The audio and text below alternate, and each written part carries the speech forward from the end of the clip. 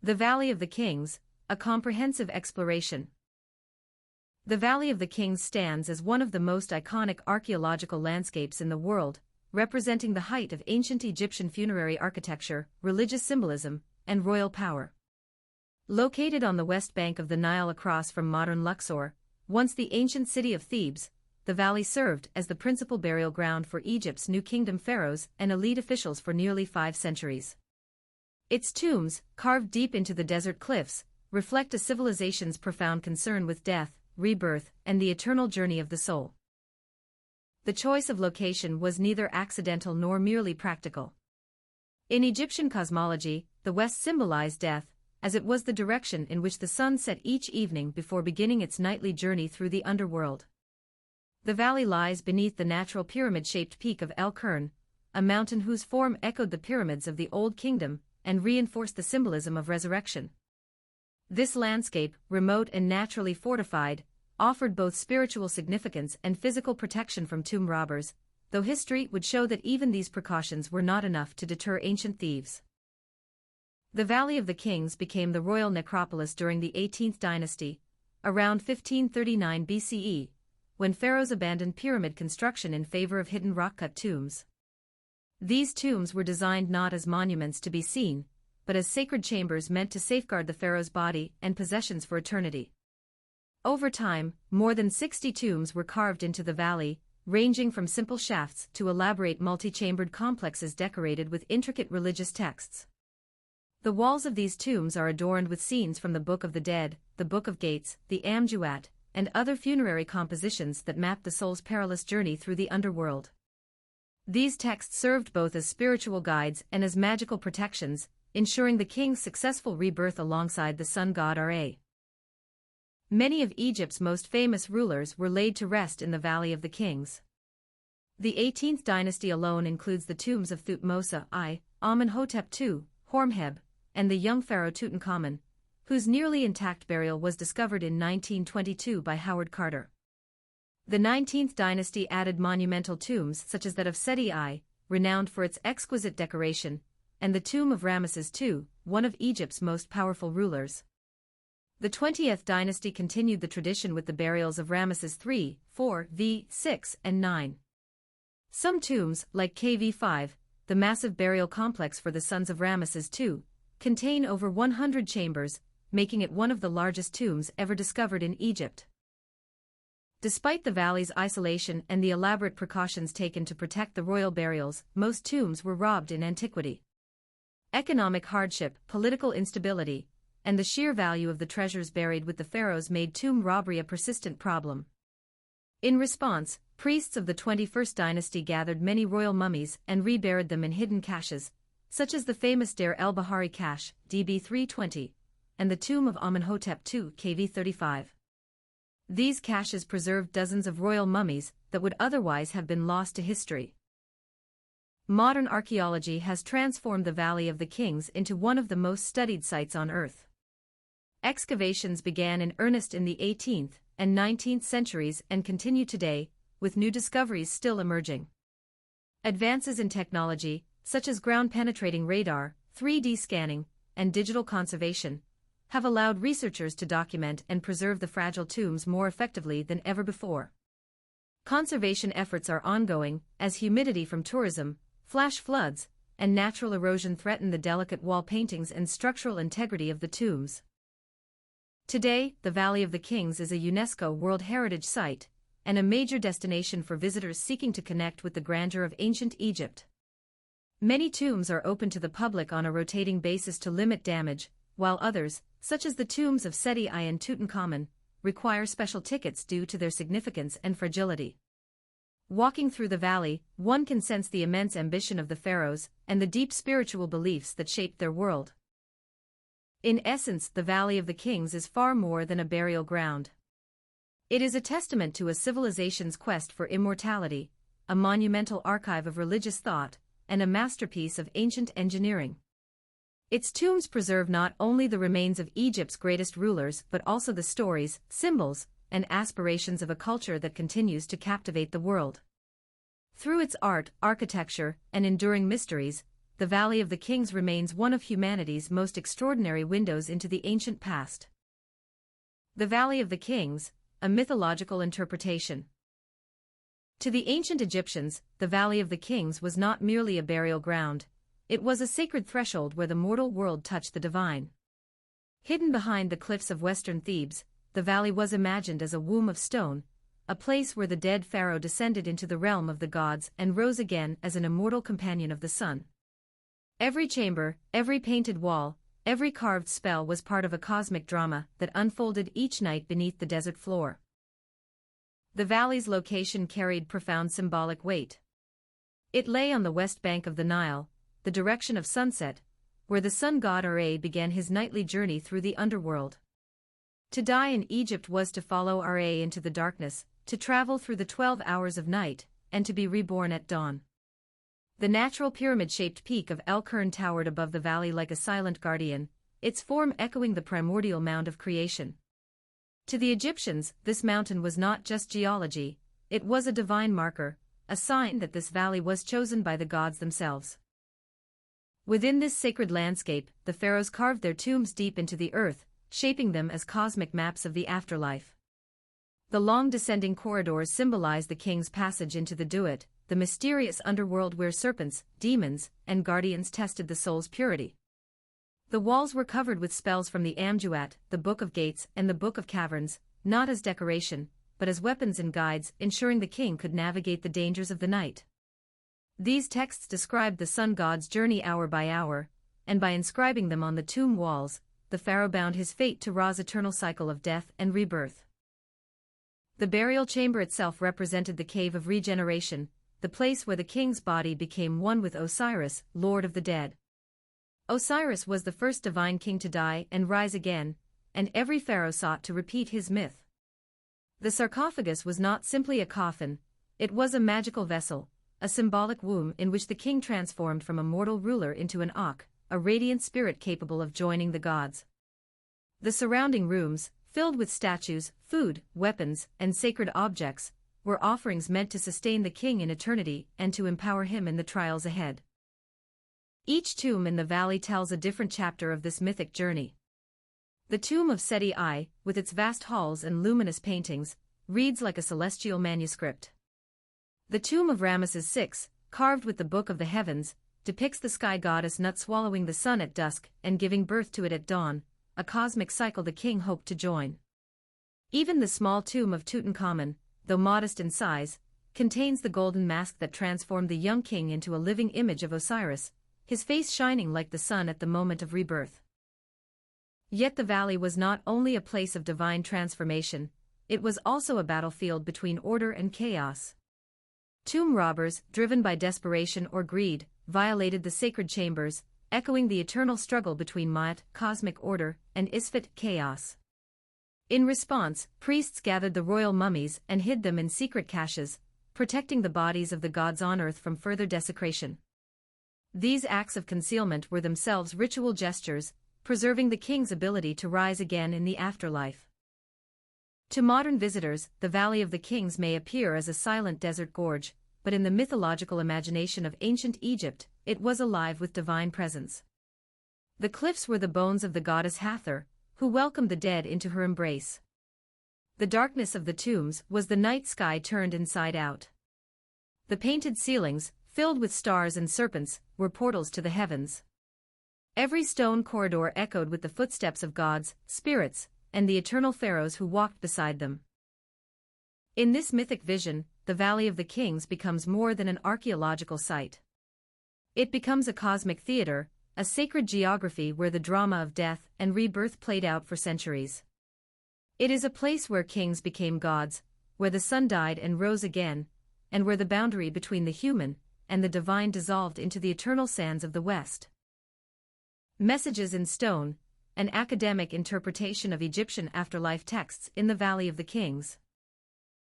The funerary inscriptions carved into the tombs of the Valley of the Kings constitute one of the most sophisticated mythological systems of the ancient world. When examined through the lens of Egyptian cosmology, and especially when approached as if the myths themselves articulate literal metaphysical truths, these texts reveal a comprehensive doctrine of death, rebirth, and cosmic order. Far from being decorative or symbolic in a superficial sense, the tomb inscriptions function as a structured manual for navigating the afterlife, a philosophical treatise on the nature of consciousness, and a theological statement about the architecture of the universe. They are, in essence, a stone-bound library of existential instruction. At the core of this system lies the Egyptian conviction that death is not an end but a transition. Unlike many later religious traditions that frame the afterlife as a static destination, the Egyptians envisioned it as a dynamic process, a journey through a complex, multi-layered realm known as the Duat. This realm is not chaotic or arbitrary, it is meticulously organized into regions, gates, caverns, and cosmic chambers, each governed by specific laws and presided over by distinct deities. The tomb texts, including the Amduat, the Book of Gates, the Book of Caverns, and the Book of the Dead, map this terrain with extraordinary precision. They describe the 12 hours of the night through which the sun god Ra travels, and by extension, the path the deceased must follow to achieve rebirth. These texts are not metaphorical in the modern sense, they are functional cosmographies, intended to equip the soul with the knowledge required to survive the metaphysical landscape beyond death. The structure of the Duat reflects a deeper philosophical principle. The universe is governed by Ma'at, the principle of truth, balance, and cosmic order. Ma'at is not merely an ethical ideal, it is the foundational law that sustains existence. The tomb inscriptions repeatedly emphasize that the soul's ability to navigate the afterlife depends on its alignment with Ma'at. A life lived in accordance with truth, justice, and harmony prepares the individual for the trials of the Duat, while a life of disorder aligns the soul with Isfat, the principle of chaos and dissolution. In this sense, the tomb texts serve not only as guides for the dead but also as moral instruction for the living.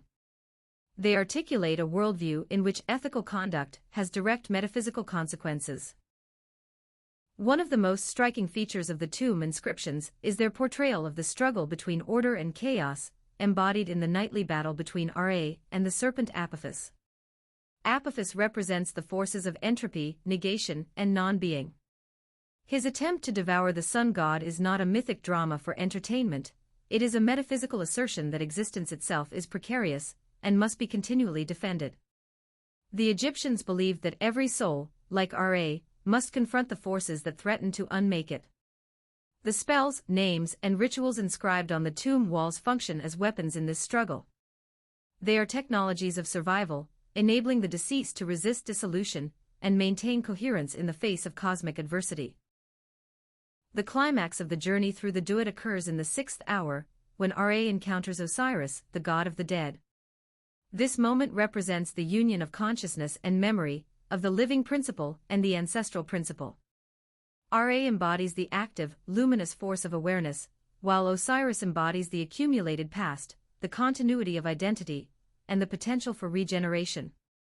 Their union is the engine of cosmic rebirth.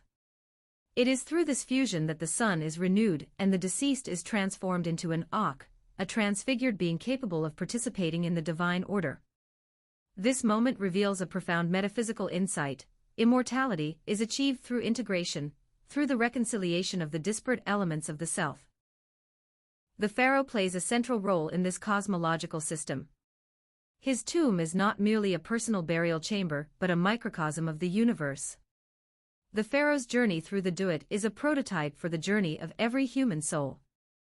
By ensuring the king's successful rebirth, the Egyptians believed they were maintaining the stability of the cosmos itself. The king's resurrection was not a private event, it was a cosmic necessity. The tomb inscriptions therefore serve a dual function. They guide the individual soul and simultaneously affirm the continuity of the world. When viewed through this academic and mythological lens, the Valley of the Kings emerges as a monumental archive of ancient metaphysics. The inscriptions carved into its walls articulate a coherent and sophisticated theory of consciousness, death, and cosmic order. They assert that the universe is meaningful, structured, and navigable, that death is a journey requiring preparation and knowledge, that chaos is an ever-present threat to identity, and that rebirth is possible through alignment with cosmic law and the integration of the self. These messages, preserved in stone for millennia, testify to a civilization's profound engagement with the deepest questions of existence. In this sense, the Valley of the Kings is not merely a necropolis. It is a philosophical landscape, a theological library, and a metaphysical map. Its inscriptions offer a vision of reality in which the boundaries between myth and ontology dissolve, and in which the human quest for immortality is both a spiritual aspiration and a cosmic imperative. To read these texts as if the myths are real is to enter a worldview in which the universe is alive with meaning, and in which the soul's journey continues long after the body has turned to dust. The mythological map of the Duat. As depicted in the tombs of the Valley of the Kings. The Duat is not a single place. It is a cosmic labyrinth, a series of caverns, rivers, deserts, gates, guardians, and celestial chambers through which the sun god Ra travels every night. The pharaoh, in death, joins Ra on this journey. The tombs are not just graves, they are maps of this journey. Below is the full mythological geography. Hour 1, the entrance to the Duat.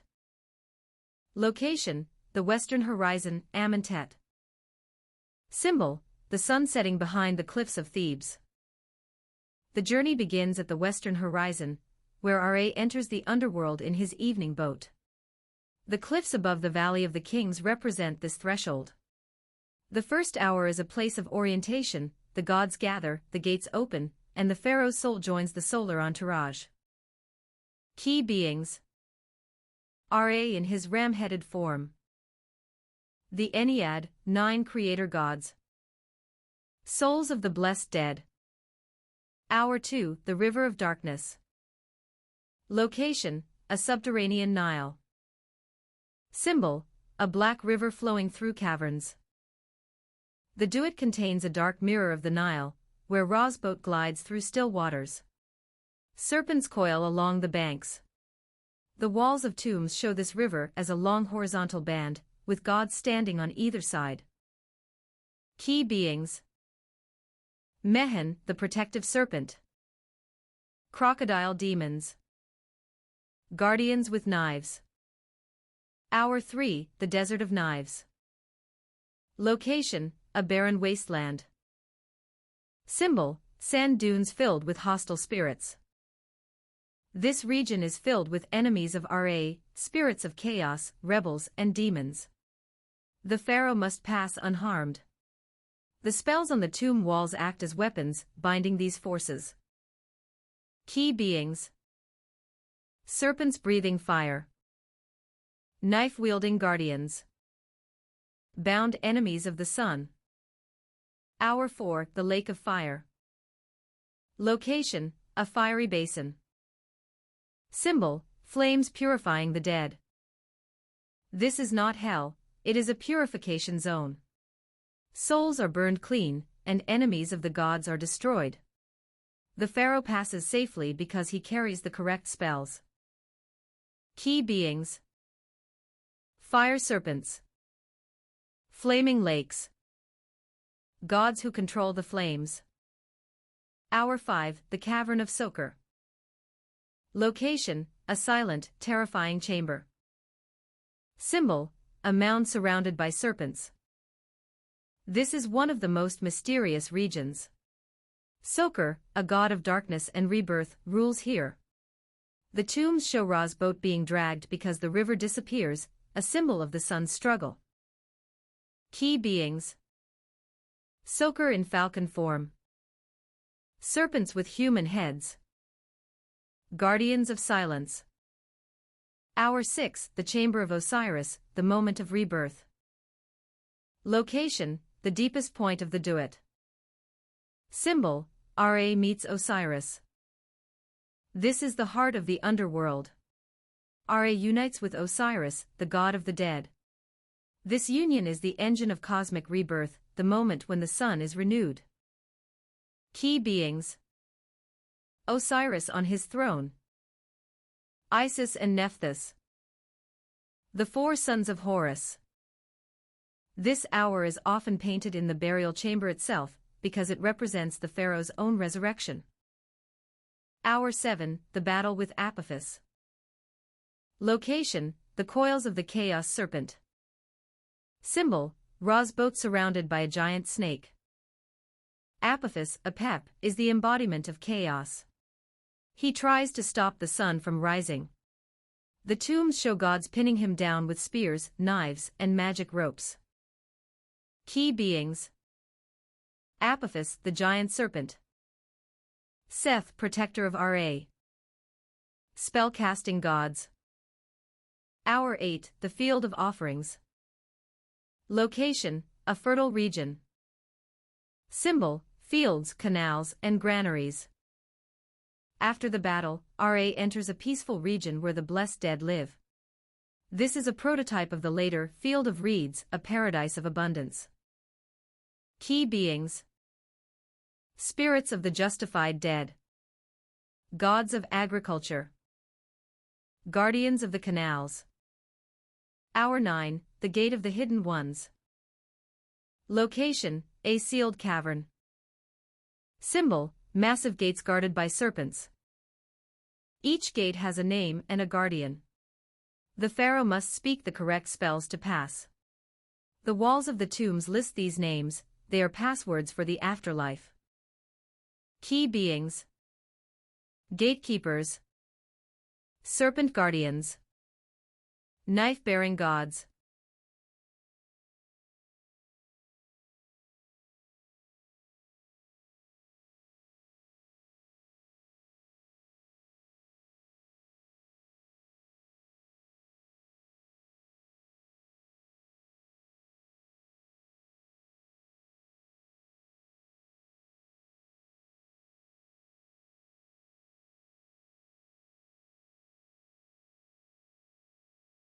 Key beings: gatekeepers. Serpent guardians. Knife-bearing gods. Hour 10, the starry cavern. Location, a cosmic chamber.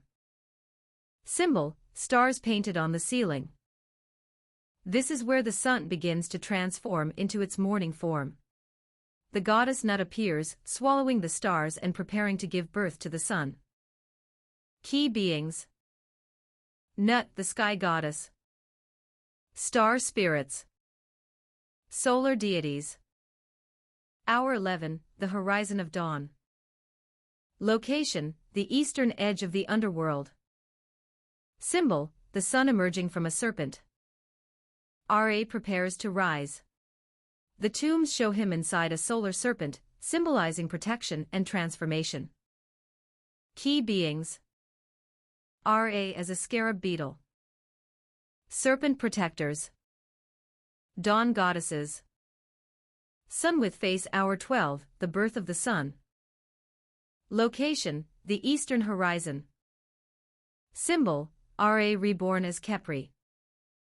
The final hour shows the sun emerging from the body of Nut, reborn as the scarab god Khepri. The pharaoh rises with him, achieving eternal life. Key beings: Khepri, the scarab. Nut giving birth to the sun. The crew of the morning boat. Summary, the mythological map of the Duat. The Duat is composed of a subterranean Nile, caverns of darkness, fiery lakes, serpent-guarded gates, the throne room of Osiris, the battlefield of Apophis, star-filled cosmic chambers, the womb of the sky goddess Nut. Every tomb in the Valley of the Kings is a microcosm of this map, a guidebook for the pharaoh's soul. Further to this, we could compare to see what aspects were carried forward, and which may have been newly created. A comparative analysis of Egyptian afterlife cosmology and other world traditions. The funerary inscriptions carved into the tombs of the Valley of the Kings represent one of the most intricate and philosophically rich afterlife systems in human history. When these texts are examined alongside other major religious and mythological traditions, they reveal both universal human concerns and striking cultural divergences. The Egyptian vision of the afterlife, as depicted in the Amduat, the Book of Gates, the Book of Caverns, and related texts, is not merely a symbolic narrative but a structured cosmology that outlines the soul's journey through a complex metaphysical landscape. By comparing this system with Greek underworld mythology, Tibetan Buddhist Bardo teachings, and Christian eschatology, we gain insight into how different civilizations conceptualize death, judgment, transformation, and the ultimate fate of the soul. The Egyptian afterlife is distinguished by its extraordinary level of geographical and cosmological detail. The Duat or underworld is depicted as a series of interconnected regions, each governed by specific laws and populated by distinct deities, guardians, and supernatural beings. The soul travels through 12 hours of night, mirroring the nightly journey of the sun god Ra. This journey is not metaphorical but literal within the Egyptian worldview. The tombs function as maps, providing the deceased with the knowledge required to navigate the afterlife successfully. In contrast, the Greek underworld, while also geographically structured, is far less navigational. Greek mythology divides the afterlife into regions such as the fields of Asphodel, Tartarus, and the Elysian fields, but souls do not journey through these realms. Instead, they are assigned a location based on their moral character or heroic status. The Tibetan Buddhist bardo, by comparison, is not an external geography at all but an internal psychological landscape. The bardo is a transitional state lasting up to 49 days, during which the soul encounters peaceful and wrathful deities that reflect its own mental states. Christian eschatology, meanwhile, emphasizes final destinations, heaven, hell, and in some traditions purgatory, rather than a sequential journey through multiple realms. Moral conduct plays a central role in all four traditions, but its function varies significantly. In Egyptian cosmology, ethical behavior is essential but not sufficient. The heart must be weighed against the feather of Ma'at, the principle of truth and cosmic order, yet the soul must also possess the correct spells, names, and ritual knowledge to pass through the gates of the Duat. The afterlife is both a moral and a technical challenge. Greek mythology, by contrast, relies almost entirely on moral judgment. Souls are assigned to their respective regions based on their deeds in life, with heroes receiving special privileges. Tibetan Buddhism emphasizes karma and mental clarity. The visions encountered in the bardo are shaped by the individual's spiritual development and psychological state. Christianity similarly emphasizes moral conduct and faith, with judgment determining the soul's eternal fate.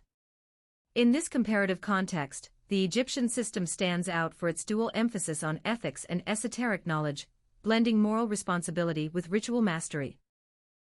The concept of chaos also reveals important differences among these traditions.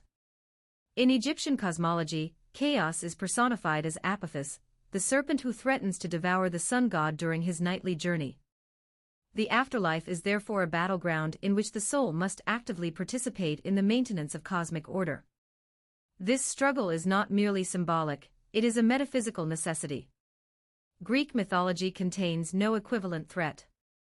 The underworld is static and orderly, and while punishment exists, there is no cosmic force attempting to unmake existence. Tibetan Buddhism presents chaos in psychological terms. Terrifying deities and visions arise from the mind's own confusion and attachment. Christianity frames chaos as moral evil, with the primary threat being eternal separation from God rather than metaphysical dissolution. The Egyptian system is unique in portraying the afterlife as a cosmic struggle in which the soul must engage directly.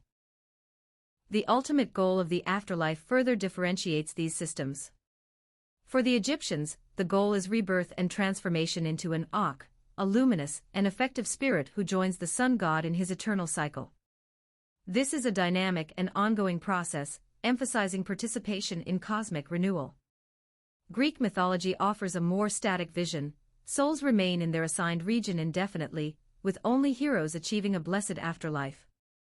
Tibetan Buddhism seeks liberation from the cycle of rebirth altogether, aiming for enlightenment or, failing that, a favorable reincarnation. Christianity emphasizes eternal union with God or, alternatively, eternal punishment. In this comparative framework, the Egyptian and Tibetan systems share a focus on transformation, though Egypt emphasizes cosmic integration while Tibet emphasizes transcendence. Finally, the role of the divine varies dramatically across these traditions. In Egyptian cosmology, the gods are active participants in the soul's journey. Ra, Osiris, Isis, Nephthys, and numerous other deities guide, protect, judge, and interact with the deceased. The afterlife is a collaborative process between human and divine. Greek mythology, by contrast, features a largely absent pantheon in the underworld. Hades rules, but the Olympian gods rarely intervene. Tibetan Buddhism interprets deities as manifestations of the mind rather than external beings. Christianity presents God as the ultimate judge, with angels and demons playing supporting roles. The Egyptian system is therefore the most interactively divine, portraying the afterlife as a realm in which the gods are intimately involved in the soul's fate. In conclusion, the Egyptian afterlife system stands apart for its architectural detail, ritual complexity, and cosmological integration. It presents the afterlife as a journey, not a destination, as a process, not a verdict, and as a collaboration between human and divine forces. When compared with Greek, Tibetan, and Christian traditions, the Valley of the Kings emerges not merely as a burial site, but as a monumental expression of ancient metaphysics, a stone-carved attempt to map the unseen world and articulate the conditions under which consciousness may endure beyond death.